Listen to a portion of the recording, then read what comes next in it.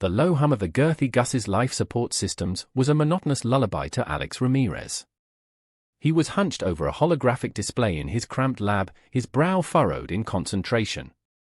The screen was filled with the intricate, shimmering reproductive system of a species of space slug, fascinating, if a little repulsive, he thought. At least they don't have tentacles, he muttered, adjusting his glasses, a habit he'd picked up in his pre-space travel days, even though they were now mostly cosmetic. He was trying to decipher why these particular slugs seemed to be reproducing at an alarming rate, almost as if they were on a planetary dating app. The only upside to the reproductive mess was that it kept him away from the awkward small talk and equally awkward glances of the few other human researchers on board the girthy Gus. And the HFY, who were just, well, weird. A sudden, rhythmic thumping echoed through the lab. Not the usual girthy Gus thumping, which was usually a combination of the aging machinery and the station crew doing some questionable maintenance in the air ducts. This was different. It was a series of sharp, staccato pulses, like a tribal drum solo performed by a robot with a malfunctioning speaker. Alex jumped, nearly sending his cup of lukewarm space coffee crashing onto his keyboard.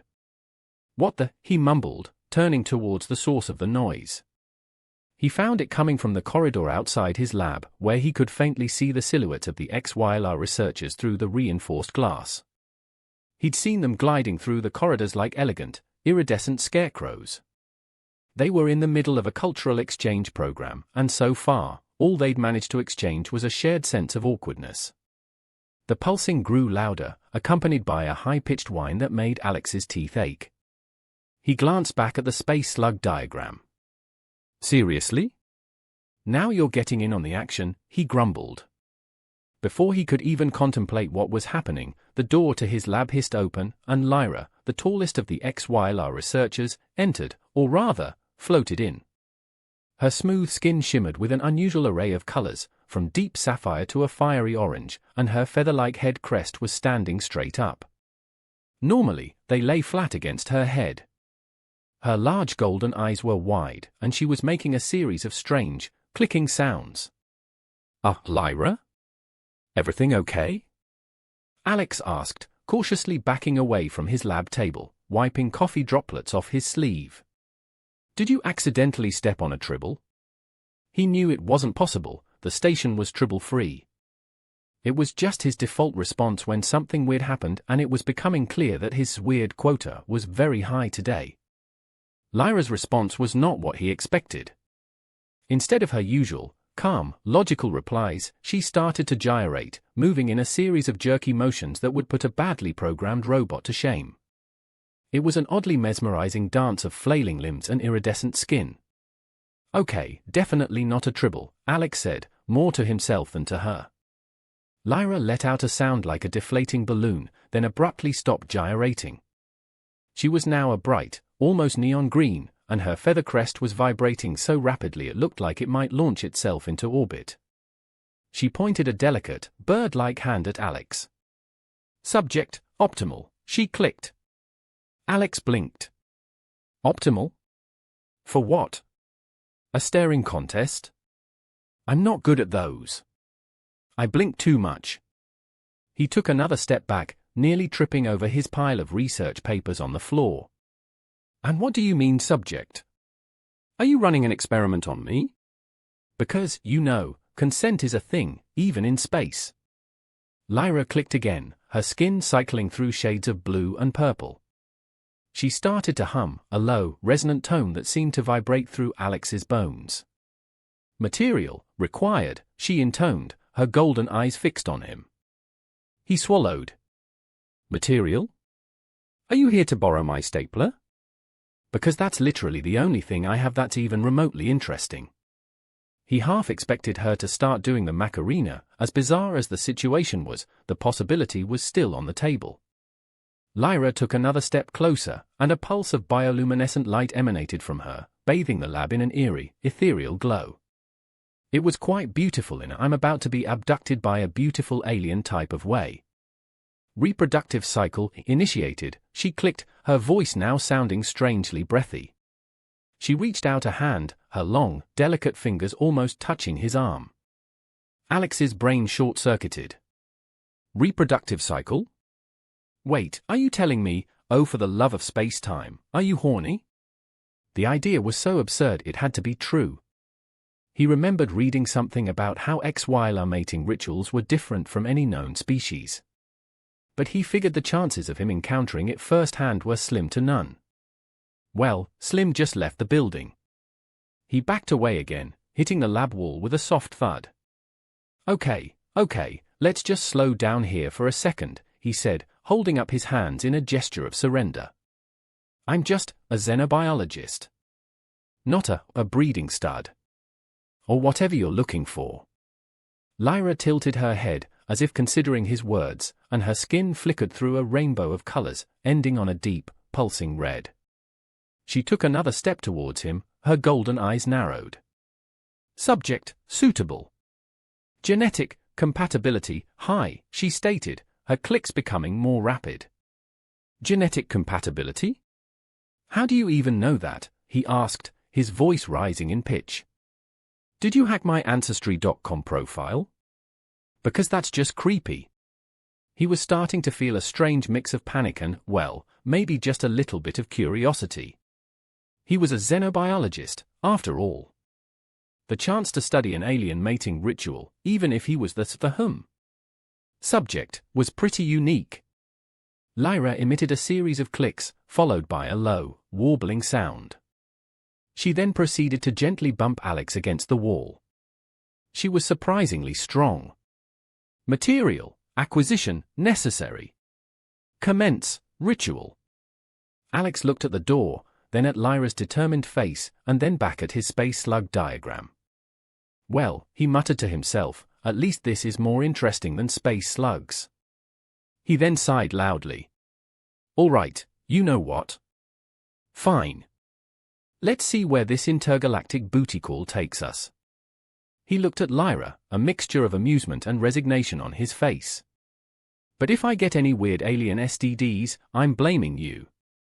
Lyra responded with a soft, warbling sound and her skin glowed with a soft, warm, orange hue. She reached out and with an unexpected gentleness, took Alex's hand. He felt a strange, tingling sensation run up his arm. This was going to be a long day, or a very short one. The next few hours were a blur of awkward misunderstandings and frantic Googling, or rather, the futuristic equivalent. Alex, still reeling from the revelation of Lyra's rather direct mating preferences, had managed to extricate himself from the lab, leaving behind a trail of overturned beakers and spilled space coffee. He found himself in the relatively sterile confines of the girthy Gus's common room, a space normally reserved for awkward mandatory socials and the occasional tense game of zero-gravity chess. Now, it served as a temporary sanctuary from the surprisingly persistent Lyra. He was hunched over a tablet, frantically scrolling through the HFY cultural database, a resource that mostly contained dry, academic descriptions of their shared consciousness and complex social structures. There was nothing even remotely helpful about how to handle an alien trying to mate with you. Seriously, he muttered to himself, this is worse than that time I accidentally set off a chain reaction of self-folding laundry in my apartment. The common room door hissed open, and a hushed silence descended over the few other researchers present. They all seemed to be pretending not to stare at him, but Alex could feel their gazes like tiny laser pointers burning holes into his back. He shot them a forced smile, which only made their expressions more uncomfortable. Lyra floated in, her skin shimmering with a gentle, pastel hue of lavender and her crest slightly raised. Her expression was serene, almost unnervingly so, given the circumstances. She moved with a grace that made her tall form seem even more imposing. She approached Alex, her golden eyes fixated on him, emitting that low, resonant hum he was starting to associate with impending awkwardness. Subject, she clicked, her voice a soft whisper. Commence, courtship? Alex choked on his lukewarm space tea. Courtship? Hold on a minute, you just went from a material acquisition to courtship. What happened to the ritual? He gestured wildly with his mug, nearly sending a stray splash of tea onto one of the nervous-looking researchers nearby. Lyra tilted her head, her crest twitching slightly. Ritual requires courtship. Necessary, to establish compatibility. Okay, so I'm now being vetted for intergalactic baby making? He asked, more to himself than to anyone. This is just great. I should have stayed with the space slugs. At least they don't make me feel like a prize bull at a cosmic auction. He took another swig of his tea. And what exactly does HFY courtship entail? He asked, setting down his mug. Because if it involves any more interpretive dance, I might need to call in sick. Lyra clicked, a series of complex sounds that Alex tried to interpret, relying on the translation software embedded in his contact lenses. Shared experiences. Mutual understanding. Demonstration of suitability. Alex stared at her blankly. So, dinner and a movie? Because, I'm afraid, the Girthy Gus does not have a cinema. And I'm not sure if they serve anything you would consider edible in the mess hall. He couldn't help but add a touch of sarcasm to his voice. Lyra seemed to consider this, her skin shifting to a soft, contemplative blue. Shared experience can be anything. Must align with biological imperative. Biological imperative, Alex echoed, sighing. Right. Because my biological imperative is to sit here and try to understand your mating habits. Well, my biological imperative is telling me to find a very strong drink and hide in a closet. He pinched the bridge of his nose, trying to think logically. Okay, look, Lyra, let's try to break this down. I'm human, you're HFY. We have different cultural backgrounds, different biological needs, and clearly, different ideas about what constitutes a date. Can we agree on that? Lyra clicked, a soft affirmative sound. Agreement established. Great. So, how about we start with e-communication? Because honestly, all the clicking and humming is not exactly making me feel like we're having a deep, meaningful connection. He tried to infuse a bit of humor into his request, hoping to lighten the mood. Lyra's crest perked up slightly, her skin shifting to a vibrant green. Communication is crucial. However, expression of emotion is discouraged. Discouraged? Seriously? So, how are we supposed to get to know each other if you can't actually express what you're feeling? Alex threw his hands up in the air, exasperated. This is like trying to date a very sophisticated, emotionally repressed robot. He suddenly wondered if that's what his dating life before coming to space was like. Maybe he was just better at picking partners who could articulate their feelings. Lyra's response was a series of complex clicks, punctuated by a soft warbling sound. Alex's contact lenses translated it as emotional expression inefficient. Can interfere with logical processes. Alex groaned. Okay, I'm officially out of my depth here, he admitted.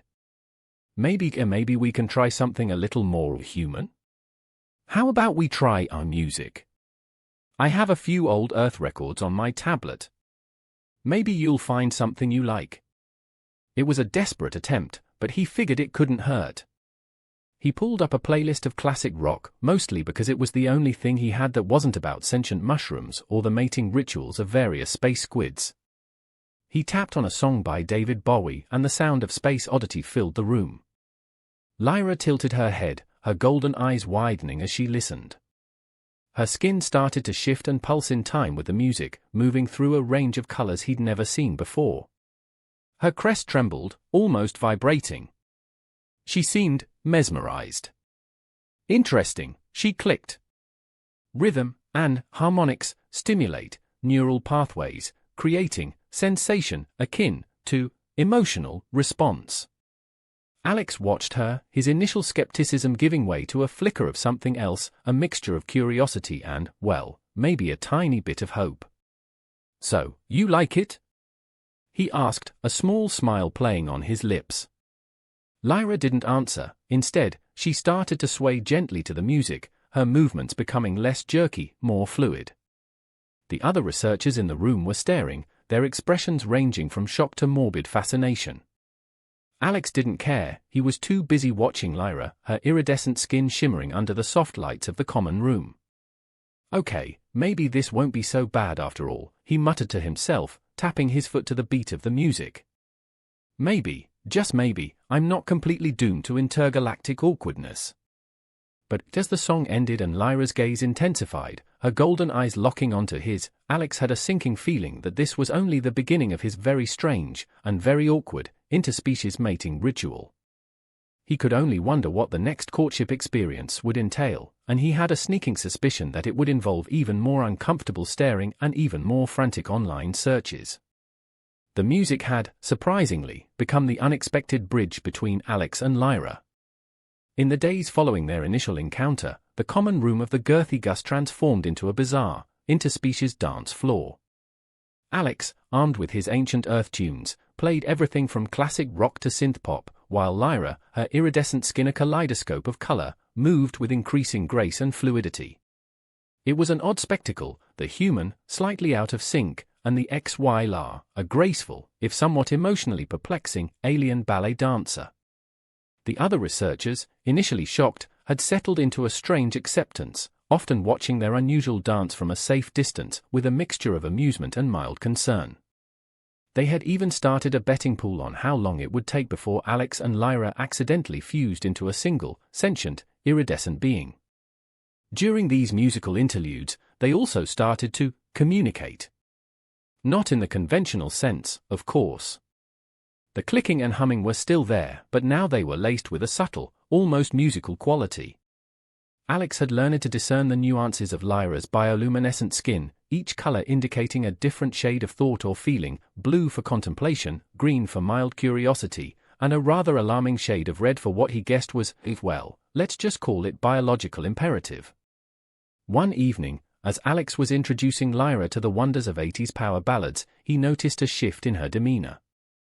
She had been a soft, calming blue during their session, but now her skin was flickering through various shades of emerald green and vibrant magenta. Her crest was twitching erratically, and she was emitting a series of rapid, high-pitched clicks. Lyra?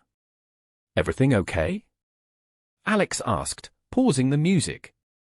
He had learned that certain shades of magenta were not exactly conducive to relaxed conversation, or any conversation for that matter. Lyra turned to him, her golden eyes intense. Biological, imperative, intensifying, she clicked, the translation software in Alex's contact lens flashing a warning symbol. Commencement of reproductive ritual imminent. Alex swallowed, his throat suddenly feeling very dry. Imminent? Like, right now imminent. He glanced around the room, hoping that one of the other researchers had a handbook on how to handle a horny alien without getting eaten. He doubted there was such a thing. Lyra took a step closer, her skin glowing with an intense, almost pulsing red. Yes, she clicked, her voice low and resonant. Time is crucial. Crucial? Right, he said, running a hand through his hair. Okay, so, ritual. We've established that this thing is going to happen. Now, what exactly does that entail? He knew that he had to at least try to understand the details. The last thing he wanted was to get something wrong and upset an alien with a very strong need for material acquisition.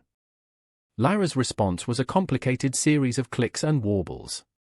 According to his contact lenses, the ritual involved a bioluminescent dance, the sharing of genetic material through a unique process, and an extended period of, well, let's just call it intense physical interaction. The description, though clinical, was enough to make Alex's heart beat a little faster, a mixture of nerves and something he couldn't quite place. Okay, he said, trying to sound calm. Bioluminescent dance, genetic material sharing, and intense physical interaction. Got it. So, where do we do this? Lyra pointed towards the research lab, her skin glowing a vibrant shade of crimson. Optimal environment. Alex sighed. Of course, the lab. Why not? I mean, it's not like it's already full of half-finished experiments and questionable smells. He didn't want to go through his old lab again. He had only just cleaned up the mess he made when they first met. It might actually be cleaner to do it in the common room. As they walked towards the lab, the other researchers watched with wide eyes, some even holding their breath. Alex could feel their gaze, but he was too focused on the task at hand to care. He was about to participate in an alien mating ritual, something that very few humans had ever experienced, and he was trying his best not to freak out. The lab, once a place of scientific inquiry, was now bathed in the eerie, soft light emanating from Lyra's skin. It was a bizarre, almost surreal, setting for what was about to unfold. Lyra moved with a purpose, her movements now a perfect combination of grace and raw, primal energy. She turned to Alex, her golden eyes locking onto his. "Subject, ready," she clicked, her voice filled with a strange mix of urgency and something else. Could it be her desire? Alex wasn't sure. He swallowed, his heart pounding in his chest. "As ready as I'll ever be, I guess," he muttered, a nervous chuckle escaping his lips. He couldn't help but find a strange humor in the situation. He was, after all, about to embark on a very unusual journey with a very unusual partner. The dance began, a mesmerizing display of bioluminescence and fluid movement. Lyra moved like a living flame, her skin changing colors with each twist and turn, each click and hum. Alex, initially awkward, found himself drawn into the dance, his movements becoming more fluid, more connected to Lyra's. It was as if the music, the light, and the strange, undeniable connection between them were guiding his steps. As the dance intensified, the atmosphere in the lab grew thick with anticipation. The air seemed to crackle with energy. He found himself moving closer to Lyra, drawn in by an almost magnetic pull. He could feel the heat emanating from her skin, the energy vibrating from her every movement. He was lost in the rhythm, in the colors, in the strange, undeniable pull towards this alien who had turned his life upside down. Suddenly, there was a sharp knock on the lab door. The music stopped, and the bioluminescence dimmed slightly. Lyra froze, her head crest drooping a little. Alex, slightly breathless and disoriented, blinked, returning to the reality of the girthy Gus. "Dr. Ramirez," a voice called from the other side of the door. "We need you in the main control room. We're detecting some anomalies." Alex groaned. "Anomalies? Now? Can't they see I'm a little busy?" He looked at Lyra, her skin a muted shade of purple, her golden eyes filled with what he could only describe as frustration. "I'm so sorry, Lyra," he said, trying to sound apologetic.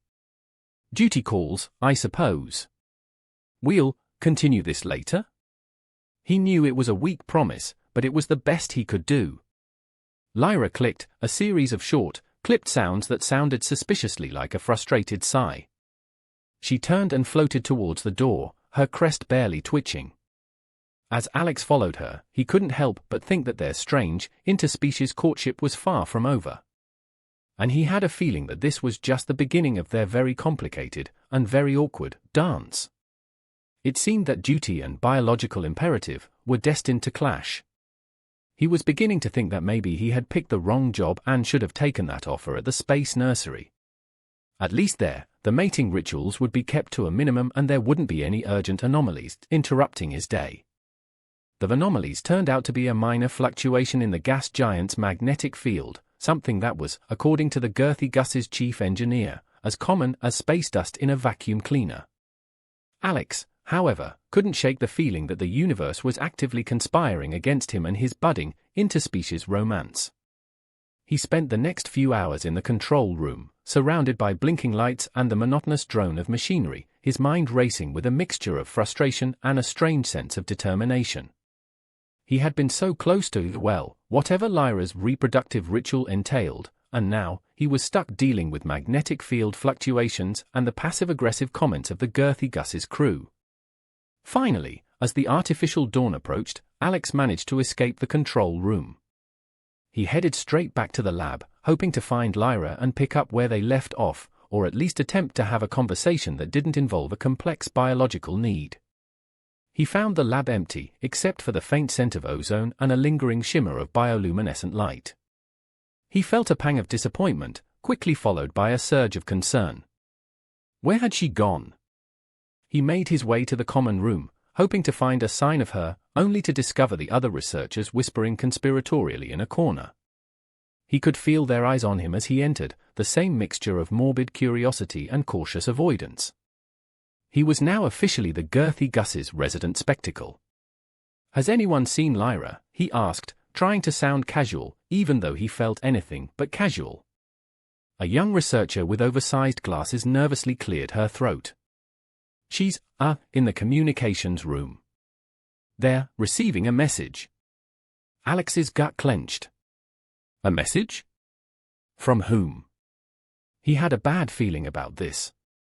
He found Lyra in the communications room, her usually vibrant skin now a dull, muted gray. She was standing before a holographic display, her head crest drooping, her golden eyes fixed on the image of a stern-looking HFY elder. The room was silent, except for the low, resonating hum of the HFY's voice. He entered cautiously, trying to catch a word or two of the conversation. The HFY language, even with his contact lens translation, sounded harsh and inflexible.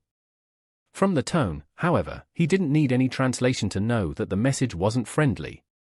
Lyra turned as she noticed him, her expression unreadable.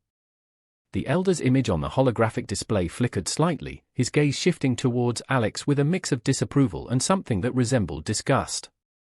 "Subject, unauthorized," the elder clicked, his voice a cold, resonating hum. "Interference with designated course." Alex raised an eyebrow. "Designated course? What is this, a cosmic summer camp? Can't an alien explore their own feelings, or lack of them?" He knew he was being confrontational, but he couldn't help it. He felt a sudden need to protect Lyra from whatever was happening. Lyra clicked in response, the translation software flashing the equivalent of, "Be quiet, human. Don't make it worse." It was not very encouraging. "Relationship deemed unsuitable," the elder continued, his voice unwavering. "Return to Xylar, immediate." Alex's heart sank. "Return? Wait, are you telling her she has to leave? That's ridiculous. We were just about to, we were working on some interspecies understanding, right?" He looked at Lyra, seeking some kind of confirmation, but she remained silent, her skin a dull shade of gray. "Biological, imperative, irrelevant," the elder clicked. "Societal obligations, paramount." Alex was starting to get angry. "Societal obligations? What is this, some kind of cosmic arranged marriage? Does Lyra not have a say in this? Because, she's a sentient being, not some piece of lab equipment." He felt his hands clench into fists. He couldn't let this happen. He had gone from being annoyed with the situation to slightly intrigued, and now, he was downright angry. He had never felt this protective about anyone in his life. Not even his own space hamster, Hammy, back when he was a kid. Lyra finally spoke, her voice soft, almost hesitant. "Subject here has right to express himself." She looked at Alex, and for a brief moment, her skin flickered with a faint, almost defiant green. The elder clicked, a series of sharp, dismissive sounds. "Sentiment, illogical. Return, now." The holographic image vanished, leaving the room in a tense, oppressive silence. Lyra turned to Alex, her expression unreadable. "Must follow the directives," she clicked, her voice devoid of any emotion. "No alternative." Alex, however, was not about to give up. "No, Lyra. That's not true. There's always an alternative." He knew that what he was about to do was foolish, maybe even reckless, but he couldn't let Lyra be forced into something she didn't want.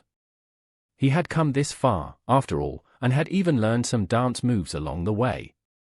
He figured he owed it to himself to at least try to do something about it. He grabbed his tablet and began furiously typing, his mind racing. "I've got an idea," he said, a determined glint in his eyes. A crazy, probably insane idea, but it might just work. He spent the next few hours explaining his plan to the few researchers on the girthy Gus who seemed vaguely sympathetic to their plight. It involved a combination of his knowledge of HFY reproductive biology, the station's antiquated engineering system, and a whole lot of improvisation. Most of the other researchers thought he was crazy, but a few, mostly the younger ones who were bored with their space research lives, were willing to help. By the time the station's artificial night cycle began, Alex and his small team were ready. Their plan was a long shot, but it was their only hope. They were going to try to convince the HFY leadership that Lyra had a right to choose her own path, and they were going to do it with a mix of science, technology, and a whole lot of bioluminescence. They found Lyra in her quarters, her skin a dull grey. As they explained their plan, a faint, hesitant green began to return to her skin. When Alex asked for her help, she looked at him, and for the first time in days, there was a spark of hope in her golden eyes. She nodded, her crest twitching slightly.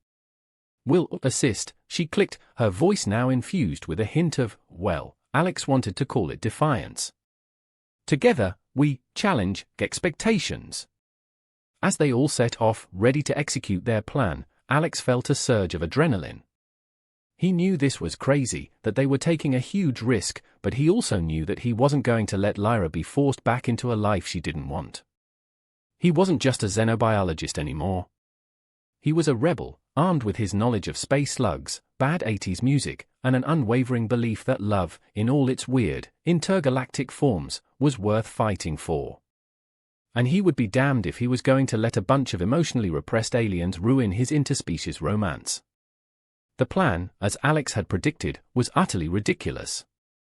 It involved rerouting the girthy Gus's primary energy core through a series of repurposed hydroponics bays, creating a massive, bioluminescent display that mimicked the HFY mating ritual, all while broadcasting a modified version of David Bowie's Heroes across the station's communication channels. It was, in essence, a cosmic light show powered by pure, unadulterated rebellion. As they worked, Alex and his small team, a ragtag group of researchers fueled by lukewarm space coffee and a shared sense of absurdity, raced against the clock. The girthy Gus's crew, many of whom were either bewildered or actively disapproving, did little to help, but also, thankfully, didn't actively try to stop them.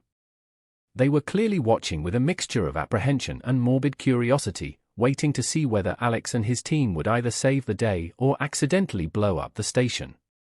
Lyra, her skin shimmering with a mixture of nervous green and resolute blue, worked alongside Alex, her movements fluid and precise. She had quickly grasped the intricacies of their plan, adding her unique knowledge of HFY bioluminescence to their contraption, making it all seem more authentic. As the final connections were made, Alex looked at Lyra, a mix of nerves and excitement in his chest. "Ready to break some intergalactic rules?" he asked, a playful grin on his face. Lyra clicked in response, her golden eyes sparkling with an almost mischievous light. "Ready," she said, her voice resonating with a newfound strength. They initiated the plan, and the girthy Gus shuddered to life, a low hum vibrating through the station. The repurposed hydroponics bays began to glow, emitting a kaleidoscope of color that pulsed in time with the rhythm of Heroes. The song, a strangely fitting anthem for their rebellion, filled the station's corridors, its message of defiance and hope echoing in the artificial night.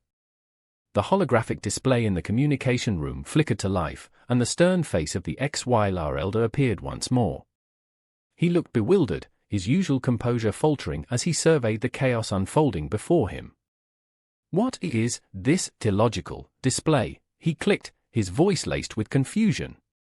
Alex stepped forward, grabbing the nearest microphone. "This," he said, his voice echoing across the communication channels, "is a demonstration. A demonstration that love, in all its strange and wonderful forms, is worth fighting for." He took a deep breath.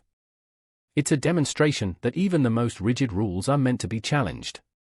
He couldn't help but feel a surge of confidence as he spoke.